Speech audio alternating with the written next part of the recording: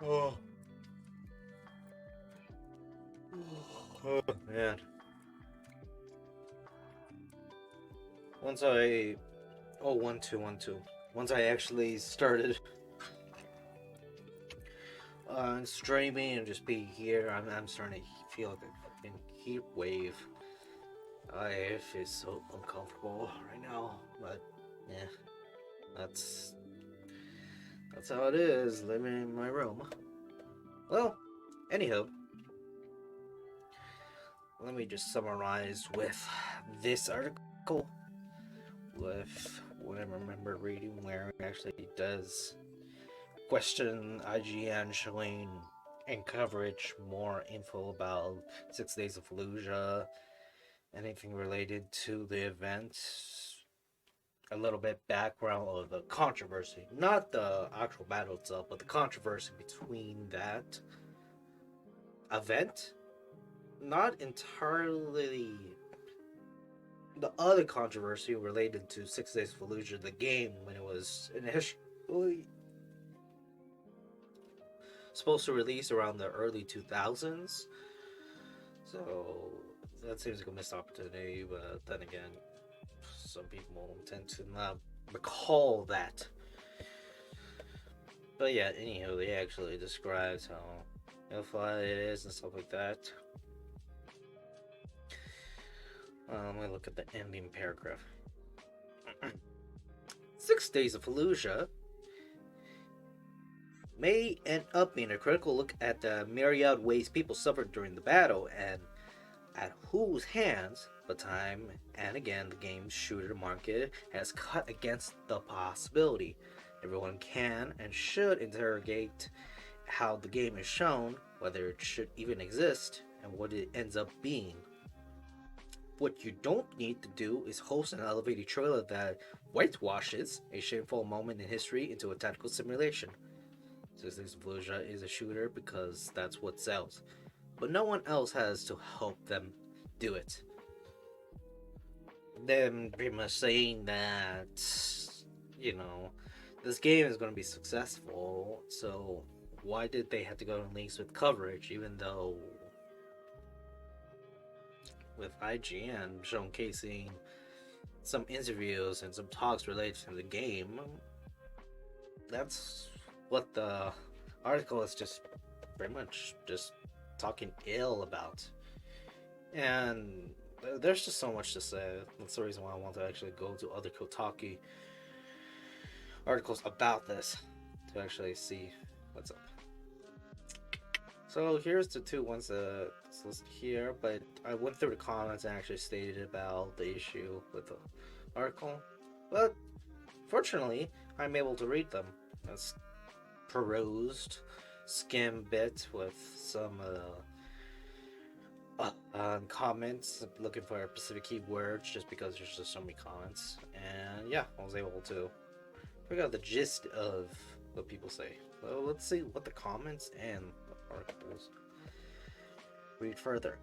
Alright, so first one is Abandoned Shooter 6 Days of Fallujah is being brought back over a decade later, and somehow 6 Days of Fallujah publisher says the game is not trying to make it political. Alright, I think I'll go with the him because it seems like that might be the most recent article. I like to. It's too bad Kotaku doesn't have a long history of keeping old articles up. But who knows? Oh, it's also from Ethan Gash. Alrighty. Since I'm going through here and just reading about, I might as well have this listed. At the very least, I already know what I'm keeping track of. Alrighty. Let's go to date. The 15th. This is the 11th. And this is the 24th. So this is actually right in the middle. However, this is from Luke Plunkett. So someone else is different. So, will be an interesting perspective. Anyhow, Abandoned Shooter 6 Days in Fallujah is being brought back over a decade later from Ethan Gash at February 11th. Alrighty. So the models just look so off-putting. It's just looks like clay. It just looks like clay. Well, anyhow.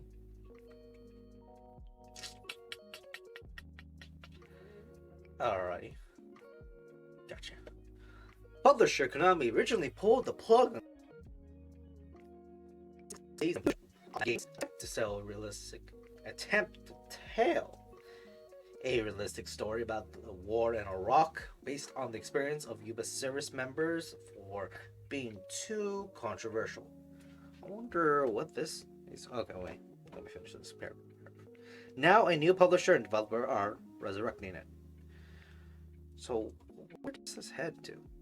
Oh. Konami pulls controversial Iraq war game. Oh, yeah, they freaking have this here. Awesome. That's awesome. But it's actually from Luke. Interesting. I think it all connects.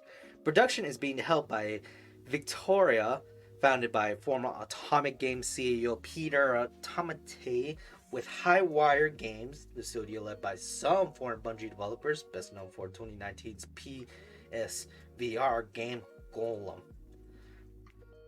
Developing it according to a press release announcing the project's revival. So, I hesitated because I wanted to click this immediately, but finish on the paragraph. So, I didn't know what this is, and I'm actually surprised with what it is, because from the last time I read a Kotaku article, some of the links tend to be very vague with, this hyperlink for being too controversial to something that is just blatant obvious what this hyperlink is, which is 2019's PSVR game Golem. I could deduce that this hyperlink could be just related to the game Golem. And here you go, under Polygon, the actual website Polygon, not Kotaku, but an article related to that. And November 18, 2019. So it's interesting.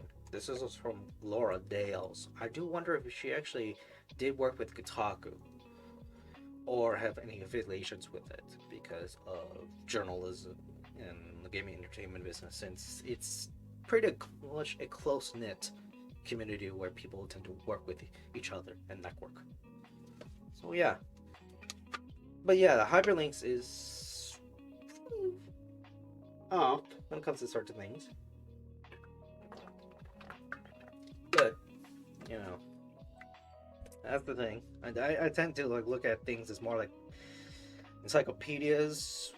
Well, just because I read a lot of Wikipedias, because streaming, and then Britannical and all those encyclopedias for research and all that jazz.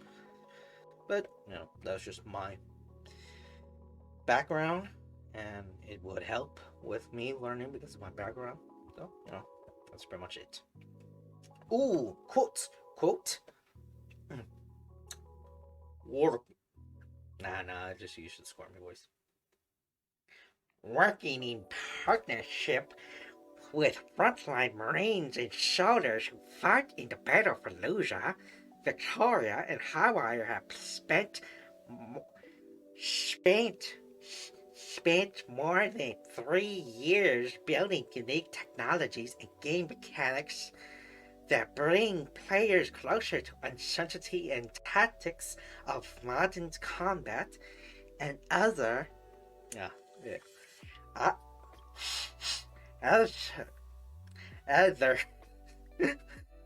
other video games have explored and quoted rates.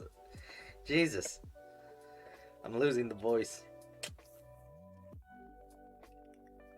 Here is the trailer. Ooh, I already saw the trailer. The point of this is me reading. Probably just gonna get to the point where I could play videos so I can see what's up, but timing's always a factor. Alright. The US's, that's the weird thing with the USS, but the S is just referring to the US instead of the S because it's an abbreviation, which the US 2003 invasion of Iraq led to the death of hundreds of thousands, including over 4,000 U.S. service Marines and women, and according to some estimates, hundreds of thousands of Iraqis, including many civilians, over the lifetime of the bloody war. The assault of Fallujah in 2004 includes some of the worst fighting. Many of those who survived it are still suffering from its effects in the form of PTSD and other illnesses. Nearly 2 decades later, the U.S. still has 2,500 service members stationed in Iraq. In Iraq.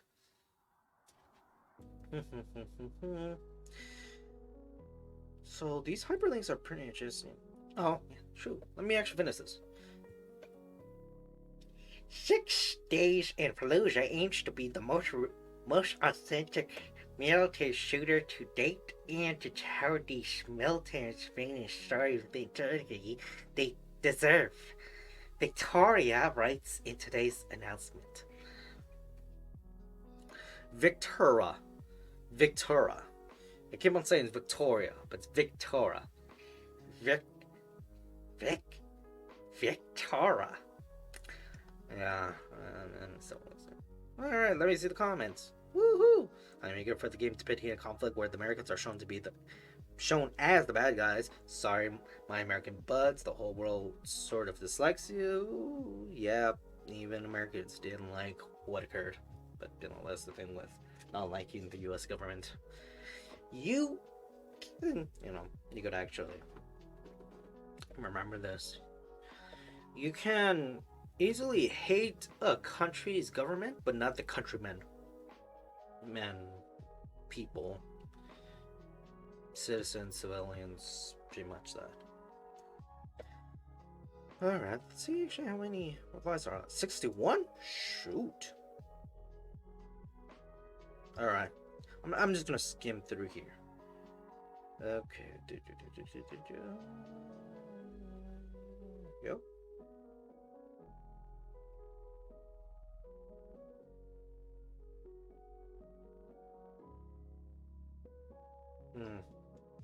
Yeah. The hyperlinks here, this is what I was interested in, because I do wonder what it posts. Interesting. Washington Post. 15 years after the Iraq War began, the death toll is still murky. Ooh. Shoot, real? Yes. Oh yeah, they have to wear the freaking camp suits because of the stupid policy while riding down to Baghdad. The suit sucks, but then again, I really don't like being humid. Man, it sucks, but that's pretty much me. Alrighty, so actually it does show real photos from actual hyperlinks. The Nation. Ooh, there's so bars. Okay, no, thank you. That's the man. I might as well actually say it because I actually do encounter it often. I don't like the fact that you have to include a hyperlink that later becomes inaccessible. And not the fact that going to that website is inaccessible, but it sure is not easy trying to go there and then you have to give out your wallet to actually do that. Or have to go through settings and change all this diggity dag and all that stuff. What gets me is you have to use a specific browser. But oh well. Might as well go to the last part link and see what it was. Defense Department News. Oh. Interesting. U.S. completes troop level drawdown in Afghanistan and Iraq. Yeah, it actually has a report. I mean, with the gov website, they're really not going to show anything gore or anything, so at least I don't have to worry about that. Well, to an extent. That is what I know from when it does the US. Oh, yeah. Just including that and stuff. Well. At least I actually know that this person, Ethan Gash, actually does look at different sources. It does seem not to reference it much, which I think that's the thing. I do wonder about that. Well, anyhow, that's pretty much that. Making a game out of today's war. Oh, that's looks like it's just another article. Well, anywho, I might as well state this. Yeah, this doesn't seem close to an opinion piece with the other article I read, which pretty much blasted IGN's coverage on that. Which I do believe they really should do that. I mean, other uh, news websites have their own section, and it seems like it's actually growing a good amount of attention. So it doesn't seem like it should do that. Especially, it should be good with the actual journalists because they actually could have that in their own audience of people who actually follow them. I mean, that's one reason why I think people will create opinion pieces and stuff like that. It's the important thing to understand that journalists, they can be moved around through different organization, businesses, even go independent and know that their work will still be intact. I mean, that will be the thing with No Gas, No Breaks, where he is not the brand, the person who started it up, the founder and stuff. His way of conducting, along with the crew, when it comes to editing and giving all the coverage, will still do that. You'll still have the flavor to this, whatever venture it goes to, with a different name. Rather than the YouTube channel No Gas No Breaks, which is actually owned by a company, and they actually fired him. Um, and they're still going to keep the channel and actually would still roll with the channel. Won't have much of a presence there because naturally people would follow the creator, and the people did that. And it goes to show that, that will be the case for journalists. Um, it's better that they also know about that. That also comes in line where, when it comes to a specific company, you actually would follow the person than the business. And, because what is it? I tend to listen to Tim Rogers, and the fact that he was in Kotaku doesn't really mean much. He's so continuous. Matter of fact, he has his own channel, and you want to watch a 5 to 6 hour video on a Japanese high school simulator, then that's his style. That's under this different business. It's not under Kotaku with some of his other videos. Well, anyhow, that's pretty much it. I'll probably talk sometime later if it's interesting. Matter of fact, if actually other people are interested with it. But anywho, I will actually, yeah, let me see. Mike Bailey, 2009, nice. An oldie article. I will put it right here because I actually do want to see what follows up. Anywho, oh yeah, my mistake. I guess I'm gonna check under what other articles is it, but I could swear I didn't spot it, so I couldn't use it on. But it goes to show that some of the suggested articles won't show, so it's a good thing I actually have these listed. Well, anywho, might as well go to the recent one from Luke Plunkett. Alright. Somehow, 6 Days of Fallujah's publisher says the game is not trying to make a political commentary, end quote. This is from February 15th. So, yeah. Alright, looking at the graphics and such, because, Jesus Christ, looking at the screenshot here, yeah. Man, this looks so...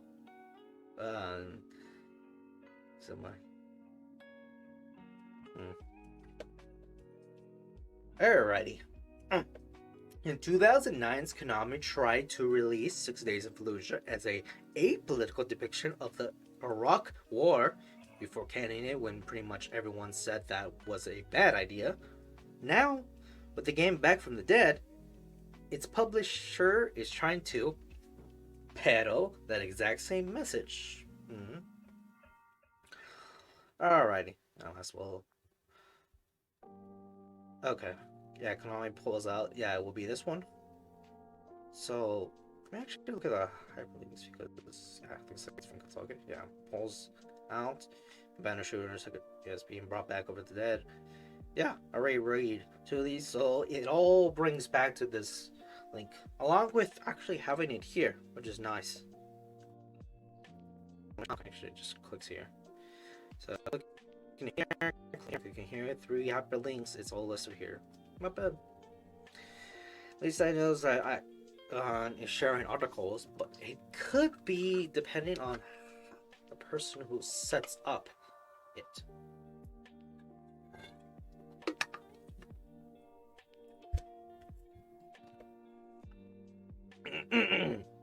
The game was originally cancelled not long after Konami's then VP of Marketing told the Wall Street Journal April 2009. For us, games are not just toys. At the end of the day, it's just a game. We're not trying to make social commentary. We're not poor war. We're not trying to make people feel uncomfortable. We just want to be a compelling entertainment experience. End quote. Shh, shh, shh, shh. Huh. Uncomfortable. Shh. Uncomfortable. Uncomfortable. Uncomfortable. We just want to bring a compelling entertainment experience. Wow, I think I actually got it now. I'm roll the tongue, not fully, but so this will be the tongue. Roll it here, but not like all the way through a full roll, and then push it back to my throat. And then I'm able to speak like this. I wonder how it is if I actually learned lessons on doing this. I'll definitely consider it, as always. I'll look into it. Alrighty. Yikes! You'd think that a decade's worth of perspective might have changed a publisher's view of the game and the war it was set in, like realizing how destructive the war and the lies that led to it has been to the Middle East and American politics, knowing that there has been multiple cases involving U.S. atrocities in Fallujah, specifically remembering the outcry from the families of soldiers killed in the war the first time this game was announced, and just generally being aware that the video game market has matured and evolved since the 2000s, and that if this game was tone dead in 2009, it's a lot worse than that now. Yep. Alrighty. Okay. I guess where I saw hyperlink. Nope. There's this one though. Nope. In an interview with Polygon, Peter Tomment from the game's new publisher Victura says, "For us as a team," actually, let me try to put my Western voice when I can do it. "For us as a team, it is really about helping players understand the complexity of urban. It's about complexity of urban combat. It's about the experiences of that individual that is now there because of political divisions. And we do want to show how choices have been made by policymakers affect choices that a Marine needs to make on the battlefield, just as that Marine cannot second guess the choices by the policymakers. We're not trying to make a political commentary about whether or not the war itself was a good or bad idea." Yeah, can't really do a stereotypical cowboy voice without trying to act natural. It's hard to. That's the thing with caricatures. Might as well try to have a twang, southern, low down voice. Like Lincoln Lawyer. Alrighty. Okay, I might as well finish up with that voice. He then goes on to dodge questions about the U.S. military's use of white phosphorus in the battle, essentially a war crime, it isn't in addressing the fact that U.S. invaded Iraq after lying to the world about WMDs, and then asking about the choices to make the city suffering in such detail, says almost all the outrage I've heard are from people who were not in Fallujah.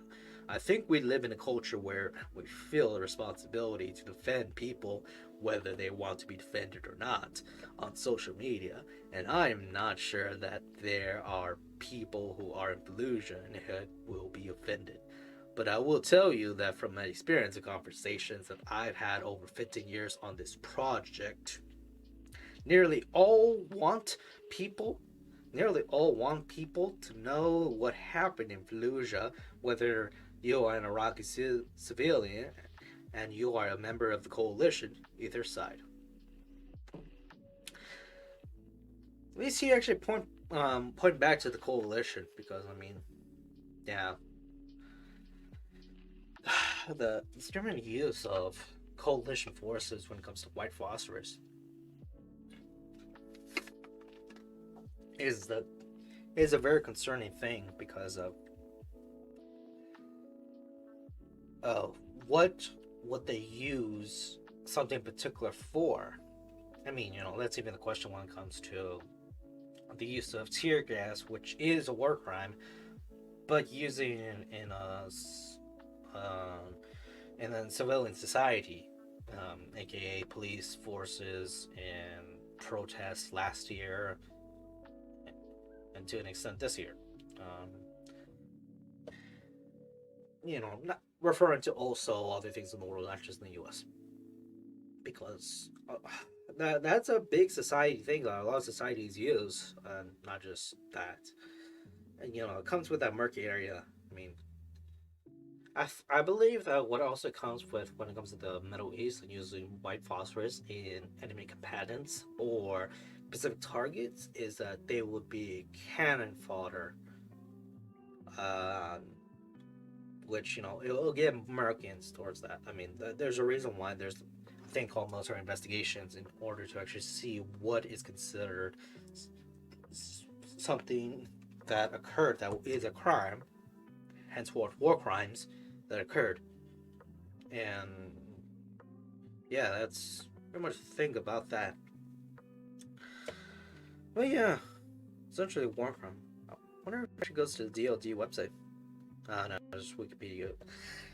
You don't go to Wikipedia for sources, but at least they actually show a diverse use of things. Yep. U.S. Air Force Douglas A-1E Scout Raider dropping a 100-pound M47 white phosphorus bomb on the Viet Cong position in South Vietnam in 1966. That's the thing.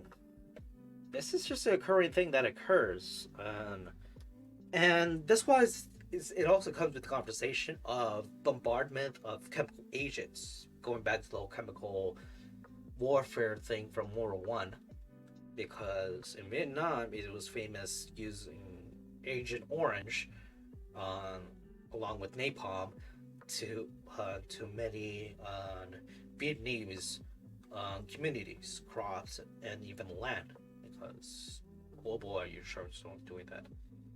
And okay, I'm just gonna say this before it's almost time. Too bad he didn't mention about uranium shells. I do wonder if not many people actually know about it. But then again, I didn't know about it because I could swear I didn't hear about the news, and henceforth I didn't know about that.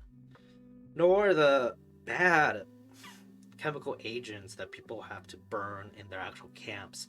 So, the coalition have to worry about that and actually report to the VA to try to get claims because potentially they probably have issues with infertility, because plastic is making milk cocks small now. And when it comes to cancer and all that, that's the whole thing. But anywho, it's pretty much time. I'll save all that and I'll cover this next time. Other than that, take care.